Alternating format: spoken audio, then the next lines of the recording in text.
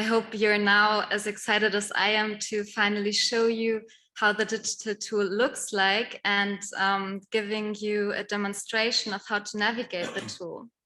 Because yes, as we've always said, this tool is supposed to be for everyone and accessible to anyone. So if you go to the CADRI Partnership website, which you can see here on the screen, you can go directly to the CADRI Tool section. And you will be able to access the tool. And here you can already see that you have two different options. Either you can register as a new user and create a user login, so you can have all the access to the different functionalities that the CADRI digital tool allows.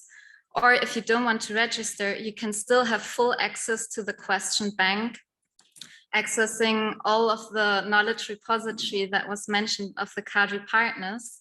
But of course, to get full access to the functionalities, we will log now into the tool interface. So when I log in, you will see I will now be directed first to my user profile, but let me begin by showing you the main dashboard of the CADRI digital tool interface. So as you can see here, we have 4 main sections on the CADRI tool digital interface, which is the mission and countries, the user expert database, the question bank or the heart of the tool, and the help and support section. So in the help and support section, for example, you will have access to all the frequently asked questions that will provide you with all the guidance that you need to confidently navigate the tool interface, as it is very user-friendly. But now let me spend some more time of introducing to you the question bank, which, as I said, is really the heart of the CADRI digital tool, as it is the living knowledge repository of all the CADRI partners who work together to create this data bank of analytical questions. And as you can see here, we already have nearly 6,000 questions today, but still this will continue to grow. And for example, in a mission, when people actually are in the capacity diagnosis analysis, they can of course also create new questions relevant to the country context to this specific mission. Afterwards, as CADRI tool administrators, we will be able to see these new questions here, can review all the newly added questions and decide if they should be incorporated into the main tool question bank. But let me show you how the question bank looks like. So here you get an overview of the question bank. And of course, one of the greatest added value of the CADRI digital tool is the customization of it. So with the CADRI digital tool, it allows to either have a very comprehensive analysis of disaster risk reduction and climate change adaptation capacities, but you can also customize your analysis with help of the tool to have a very focused analysis of, for example, national and local preparedness capacities. And you can also customize the analytical frame, of course, in regards to the country context and the priorities that the government or other stakeholders set out in this process. So let me show you an example of how I can customize the question bank. As you can see here, I can select from the different modules that we have to date. And for now, I'm going to select the generic module to have some overall guidance on DRR and CCA. And on top, I'm going to select one of the specific capacities that have already been mentioned, and I'm going to select governance. And as I said, I'm really interested in preparedness, so I'm going to select the preparedness diagnosis. And to even get more specific guidance to guide my analysis, I can further select specific principles. So here in this case, I'm going to select leaving no one behind, to really receive as a result questions that are related to all of my filters. So preparedness related questions that integrate the principle of leaving no one behind. So I'm going to apply all these filters. And as you can see, I'm now given a result of a very reduced number of questions that I can browse through and will get different levels of detailed guidance that I can use for my specific analysis. And because I'm a logged in user, I can also save this frame now. So I can click here, I can give it a name. I can save the subframe to have access to it later every time I log in. And as you can see here, I still have the main question bank, and I can save as many sub-analytical sets as I wish. I can access it. And then I will also be able to download the specific subset of guiding questions. And this, for example, I can take wherever I want. I can use it if I go into interviews. I can also have a space where I add notes. So yes, this is one example. But I would also like to show you another example of how you can navigate through the question bank, because apart from all the filters that I showed here and that have also been discussed when discussing how to customize the question bank, you can also freely add keywords to search for questions. So for example, if I type in flood, I will be able to see across all the different modules, so across sectors and across capacity dimensions, questions that guide me in my flood specific hazard analysis. But now let me get back to the dashboard because there's other things to explore. For example, the user expert database.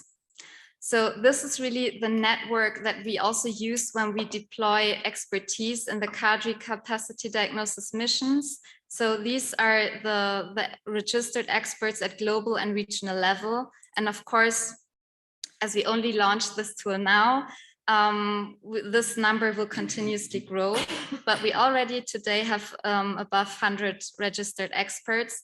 And again, here I can look for specific expertise. So for example, if I'm thinking about mobilizing expertise for a specific CADRI capacity diagnosis mission, let's say I'm looking for expertise to deploy to Timor-Leste, I can look for a specific region, so in this case, Asia Pacific. And I can also add a working language. So in this case, I would be interested in Portuguese speakers.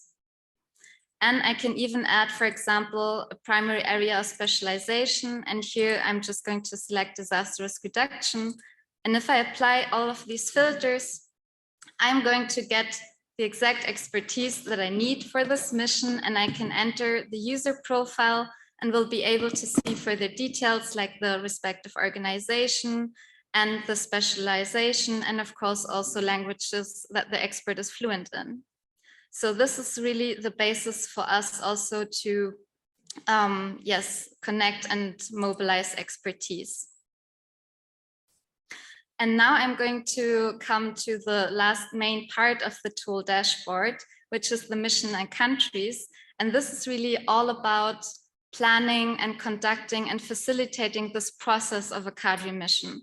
So as we already heard from the fellow speakers, of course, the tool only helps to facilitate the whole process of a mission. It is a part that is supposed to facilitate our lives and to facilitate our work, so we can easily work together using this digital tool. So here you can see a preliminary set of missions and countries that we for now have created for testing and training purposes. But what I would like to show you now is an example mission. So you can see how this would look like when creating and conducting a mission. So here you can see an example mission for Zambia with the mission description and the main parts, which are the country analytical frame. So this is the set of guiding questions that have been set in the beginning of the process during the scoping mission that are resulting from the terms of reference of the mission, and which of course has been decided in discussion with different stakeholders, first of all, government, the UN, IFRC, and civil society stakeholders. Then we have the report outline, which is basically the product of the CADRI tool. And we can also select and upload a final report. We also have the possibility to upload documents for the desk review that will support the analysis. And if I now scroll down, you will be able to see how the team for this mission is composed. So as you can see, we have a set of different team members and also different roles and responsibilities. We have here, you can see the team leader, And you will also be able to see the area of expertise. And you can see that under the guidance of the team leader, we have separate sub-teams. So here we have the sub-team of environment with respective sub-team leader and team members. And we also have sub-teams for agriculture and food security and infrastructure. And this again is just mirroring how the CADRI process has already been applied successfully in over 30 countries.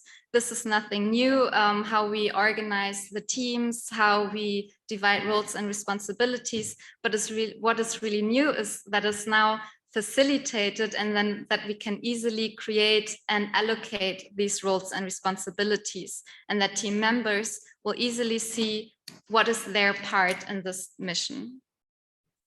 But first, let me show you again the country analytical frame, so the overall framework set for this mission, which I said is basically the result of the agreed terms of reference. So here you will be able to see the areas of interest for this mission that have been defined.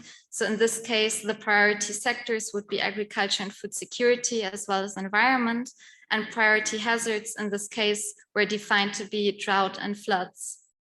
So this results then in a set of questions that are structured in the different modules. And under each module, you will see here the 5 different capacity dimensions. And then under each capacity dimensions, you will have the set of different questions that are used as a guidance for this analysis. So again, this is to facilitate the process of the team coming together, discussing these questions, and to decide how they can use them for the mission. So as you can see here in the overall country analytical frame, as a team leader, I will also be able to assign certain questions to specific users to divide the responsibilities of the team members. So if I now go back and show you an individual user analytical framework, you will be able to see the difference. So here I can also see the different status of the team members and how they can work together. So everybody was assigned certain responsibilities and certain questions for their analysis. So they will be able to also communicate with their sub-team leaders and submit their user analytical frame for review. And the sub-team leader will then have the responsibility to approve and consolidate. So now you can see this is already a reduced number of questions as compared to the overall country analytical frame, of course. So this individual person will only have very specific responsibilities and very specific questions that are allocated to their analysis. And here you will be able to see, for example, under finance, I have a set of questions, and as part of the team, as an assessor, I will be able to assign a score from 1 to 5 in terms of how I assess the gaps, the strengths, the progress in regards to the specific capacity that is asked. I will be able to add my justification for the scoring and a consolidation of findings. And also I will be able to add specific recommendations, which will then, of course, later, again, in a team process, be discussed, consolidated, and after the different members, sub-team leaders, and team leader have come together, discussed, and consolidated their inputs, as I said, the final product will be the report outline.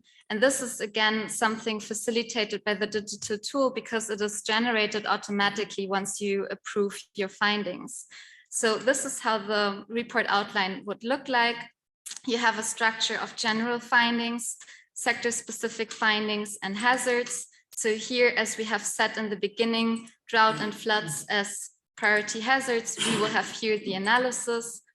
And we also have the sector-specific findings. So for example, under agriculture and food security, you will have here an automated visualization of the consolidated scores across the different dimensions of capacities. So governance, financing, knowledge, and you will have it here as a graph. And then under each capacity dimension, so here under governance, you will see all the consolidated findings as well as recommendations. And you will also still be able to track which team member provided which score and recommendations. So coming now back to the main dashboard, this is all what I wanted to show you for today. I hope you got excited to try it out yourself, to register on this digital tool interface. And yes, just in summary, the main added value is really this live knowledge repository that also builds a common knowledge across different sectors, that brings different experts together in this process. Although, of course, it facilitates a CADRI capacity diagnosis mission, but of course it also facilitates a government and their process if they would like to use it without any CADRI support, and also it is open to other users.